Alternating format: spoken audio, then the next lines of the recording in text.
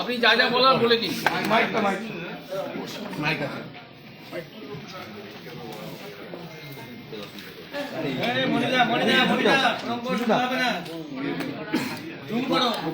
কোথায় ছড়বো? তুমি তোমার চেয়ারে বসো, চেয়ারে বসো, তোমার চেয়ারে আমি দেখি নাকি? মাইক্রোফোনে বলো, মাইক্রোফোন একটা শুনতে পাবে না। মাইক্রোফোনটা করুন।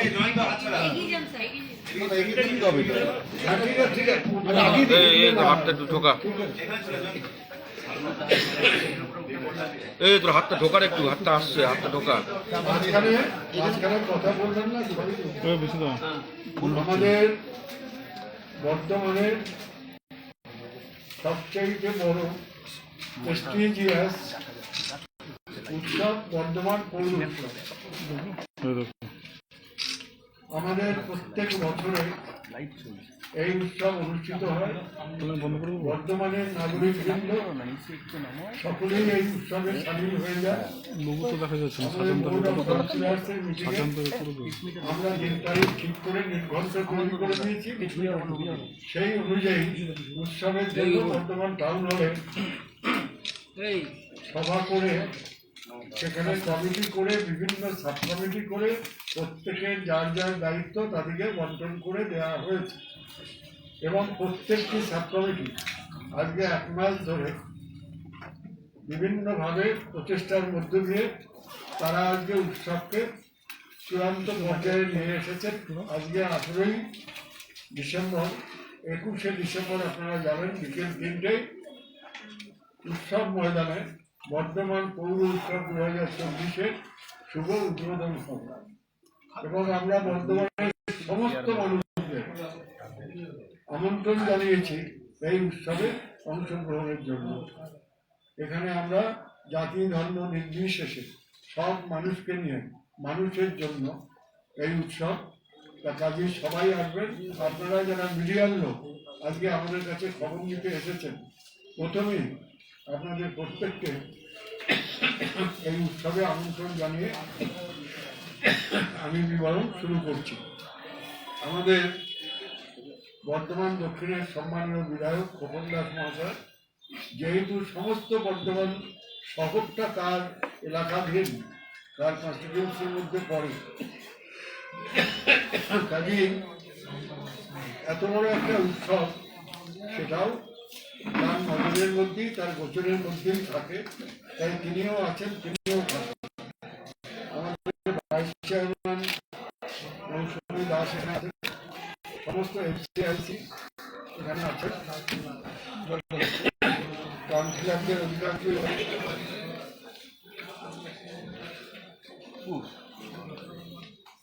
উপস্থিত আছেন। আমরা আপনাদের সহযোগিতা, আপনাদের প্রথমেই নিমন্ত্রণ করছি to attend the উৎসব on 21st at 3 PM in the উৎসব ময়দান। নিমন্ত্রণ জানিয়ে শুরু করছি।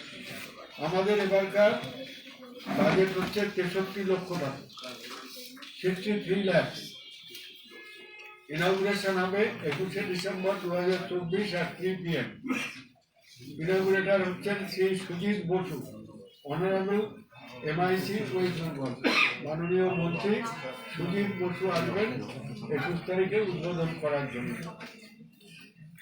তার আগে বেলা 2টো থেকে 3টে যেমন প্রতি বছরে হয় একটা র্যালি হবে। বর্ধমানের বিভিন্ন অংশের মানুষজনের প্রতিনিধিত্ব নিয়ে বাদ্যবাজনা সহ সেই র্যালিটা উৎসব ময়দানে যাবে উত্তর ফটক থেকে। রাজবাড়ি উত্তর ফটক থেকে শুরু হয়ে উৎসব ময়দান পর্যন্ত, 2টো থেকে 3টে পর্যন্ত কয়েক হাজার লোকের একটা বড় র্যালি হবে। ওই র্যালি মাঠে পৌঁছলে উদ্বোধনী অনুষ্ঠানের পর্ব শুরু হবে। টোটাল স্টল হবে আমাদের গ্রামীণ মেলা মিলিয়ে, অ্যামিউজমেন্ট পার্ক নিয়ে প্রায় 250-র মতো, 250 স্টলস। এতে সামনের মেলা এবং পেছনের মেলা সবটা জুড়ে উৎসব ময়দানে 250 স্টল আমরা নিয়ে নিচ্ছি। অ্যামিউজমেন্ট পার্ক হবে, দোলনা টোলনা বাচ্চাদের আনন্দদানের জন্য, বিনোদনের জন্য, সেগুলো পাশে পাশে থাকবে। আর্টিস্ট হচ্ছে প্রথম দিন 21 তারিখে উদ্বোধনের দিন 22 তারিখে অতিথি ভট্টাচার্য, অতিথি সারেগামাপার আপনারা সবাই জানেন, তিনি থাকবেন। 23 তারিখে থাকবেন রেজানা চৌধুরী।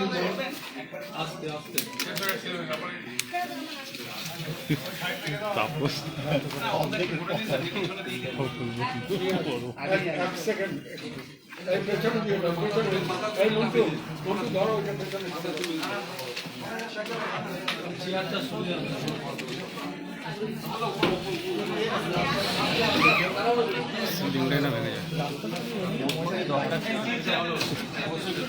হ্যাঁ, এটা বাইরে টানানো ছিল।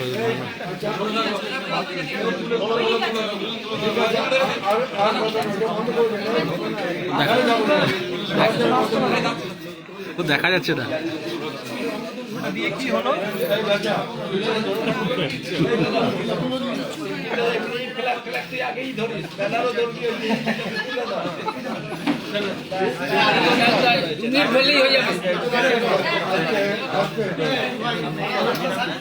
আরম্ভ করছি আবার। ভাই হাত ঢুকছে তো। 23 তারিখ আসতে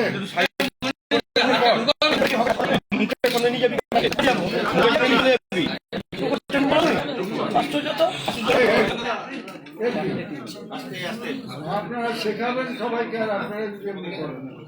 আচ্ছা, 23 তারিখ রেজওয়ানা চৌধুরী বন্যা, প্রত্যেকেই আপনারা তার নাম জানেন। তিনি বাংলাদেশের শিল্পী, কিন্তু শান্তিনিকেতনের শিক্ষিকা এবং আশ্রমিক।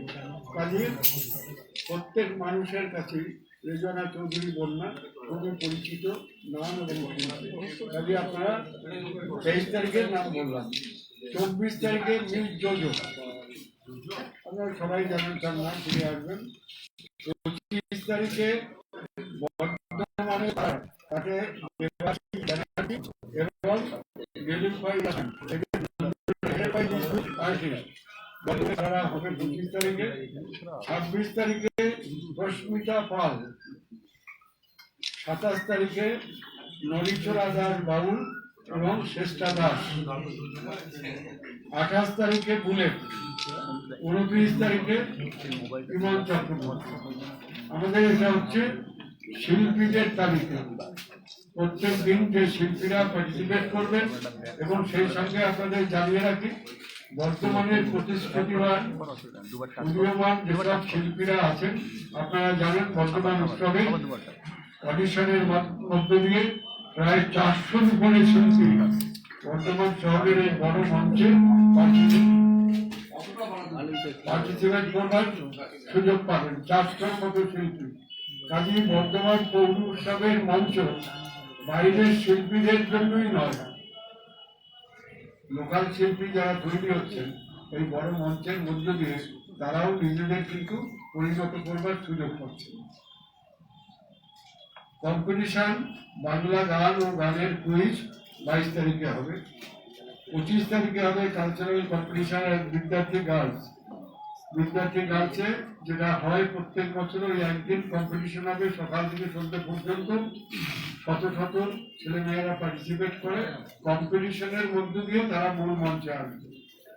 ওই দিনে আর একটা নতুন এবারে আইটেম আছে, চেস কম্পিটিশন, মানে দাবা খেলা। আমাদের স্টাফদের ভেতরে পৌর কর্মচারীরা যেমন ইন্টার ডিপার্টমেন্ট ক্রিকেট খেলা হয়েছে, ইন্টার ডিপার্টমেন্ট ফুটবল খেলা হয়েছে, মেয়েদের হয়েছে, ছেলেদের হয়েছে, নাট্যোৎসব হয়েছে, ইন্টার ডিপার্টমেন্ট যেগুলো হয়েছে। কাজে পৌর উৎসব শুধুমাত্র ক্রিকেটারের নয়, ফুটবলারের নয়, বা যারা অভিনয় করে তাদের নয়, সকলের জন্য। আজকে 1 মাস পর্যন্ত বিভিন্ন প্রতিযোগিতার মধ্য দিয়ে যারা খেলাধুলায় পারদর্শিতা দেখিয়েছেন, গানে বা নৃত্যে দেখিয়েছেন, সবাই কিন্তু এই মঞ্চে ওঠার কম্পিটিশনের মধ্য দিয়ে শুরু করেছে।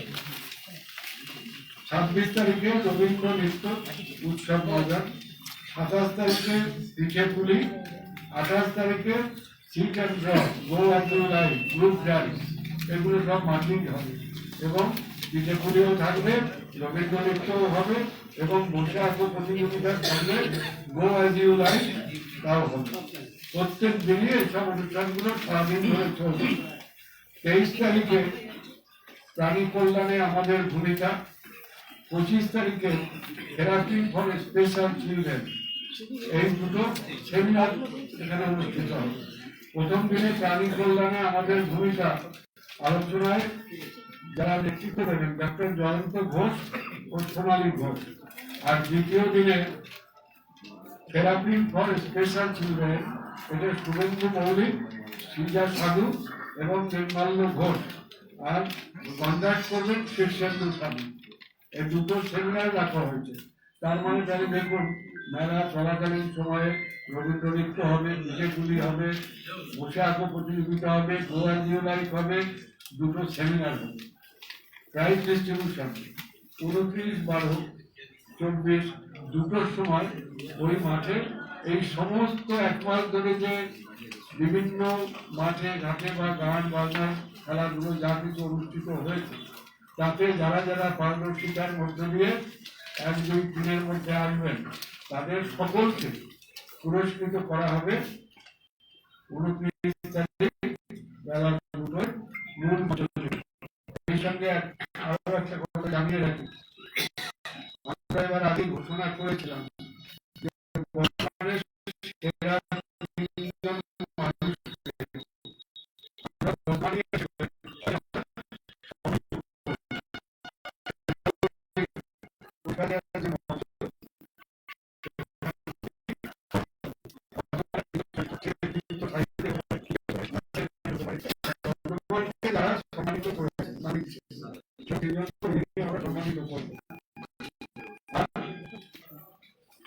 আমরা সম্মানিত আমি যে প্রোগ্রামটা বললাম 21 থেকে 29 পর্যন্ত ভিত্তিতে হতে পারে, যদি আপনারা সবাই সহযোগিতা করবেন, প্রত্যাশা আছেই সেটা পূরণ করবেন। আমাদের এমএলএ সাহেব আছেন, তিনি আমাদের দায়ের মধ্যে, কাজে তাকেও আমি বলছি দু একটা কথা বলবে কিভাবে আমরা করছি।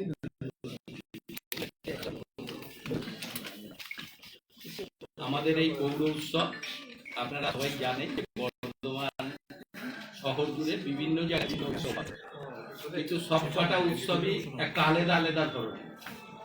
বর্ধমান পৌর উৎসব বর্ধমানবাসীর কাছে একটা বিরাট চাহিদা, এবং এই পৌর উৎসবে আমরা যাদের উপর নির্ভর করে পৌর উৎসবটা দীর্ঘদিন ধরে প্রতি বছর চলে, সেটা হচ্ছে বিভিন্ন স্টল।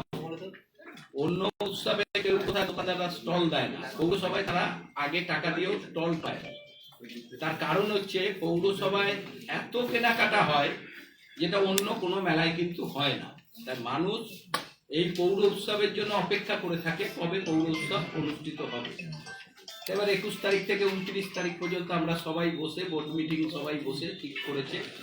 আর এই উৎসবের আরো একটা মূল ব্যাপার হচ্ছে সমস্তটাই প্রায় বাংলা গানের উপর হয়, লোকগীতি থেকে শুরু করে সবটাই বাংলা, বেশিটাই বাংলা। একটা দুটো কেউ হয়তো হিন্দি গান কোনো কারণে গেয়ে দিল, আলাদা ব্যাপার, সবটাই বাংলার উপরে হয়। আর তার থেকে বড় ব্যাপার হচ্ছে প্রায় 400-র মতো প্রতিযোগী যারা এই উৎসবে অংশগ্রহণ করার সুযোগ পায়। এটা কিন্তু এত প্রতিযোগী অন্য কোনো জায়গায় উৎসবে এত লোক কেউ সুযোগ পায় না, যেটা বর্ধমান পৌর উৎসবে সুযোগ পায়। যার জন্য তাদের জন্য 3 দিন 4 দিন বিভিন্ন জায়গায় স্কুলে তাদের প্রতিযোগিতার অংশ থেকে কিছু লোককে নেওয়া, কিছু লোককে যারা ভালো থাকে। আর 1 মাসের উপর ধরে পৌরসভায় বিভিন্ন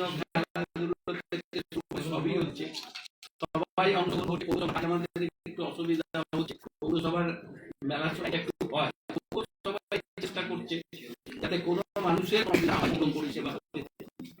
তাই এই উৎসব আমাদের শুরু হবে এবং প্রতিদিনই এই উৎসবের আমার একটা হচ্ছে 4:30-5টায় শুরু হয়। এটা আমাদের কোনো উৎসব হয় না, এবং খুব তাড়াতাড়ি আমার 9:30 10টার মধ্যে উৎসব শেষ হয়ে যায়।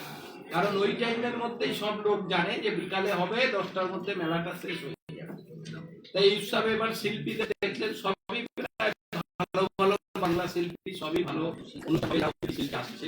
তারপরে বিভিন্ন লোকাল শিল্পীদের দিয়ে মোটামুটি আমাদের উৎসব, আমাদের আশা এবারও বর্ধমান পৌর উৎসব অত্যন্ত ভালো হবে। প্রতি বছর যেরকম হয় তার থেকেও এবার ভালো হবে।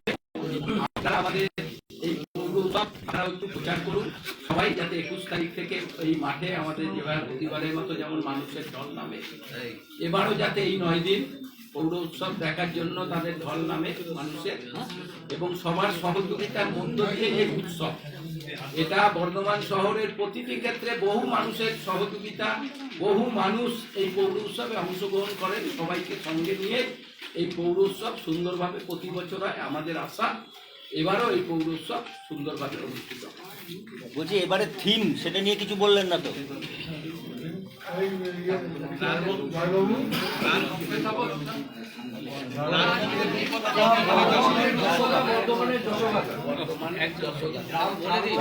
একবার বলুন, আজকে বলুন।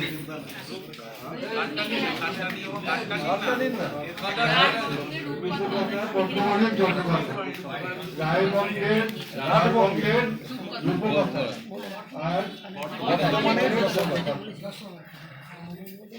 এটা মানে এই যে থিমটা, এটাকে কিভাবে মানে আপনারা ইয়ে করবেন আর কি, পরিবেশনটা কিভাবে হবে? আমরা বর্ধমান তো রাজবঙ্গের মধ্যেই আছি, ছিলাম এবং আছি। তাই রাজবঙ্গকে কেন্দ্র করে মানুষের জীবনযাত্রার পথে যত রকমের কাহিনী গাথা আছে সবই তো বর্ধমানকে কেন্দ্র করে। তো সেই জন্য আমরা বর্ধমানের গাথার উপরেই আমরা বলছি এটাই তো বর্ধমানের ইতিহাস। বর্ধমানের ইতিহাস, ইতিহাসের বর্তমান, এটা অস্বীকার করা যাবে না। এখানে যারাই এসেছে সব দল পাঠান মুঘল এক দেহে হয়ে সবাই এখানে এসেছে বর্তমানকে ইতিহাস সমৃদ্ধ করে একটা ইতিহাসের স্পট হিসেবে তৈরি হয়েছে। এটাই আমাদের গাথা।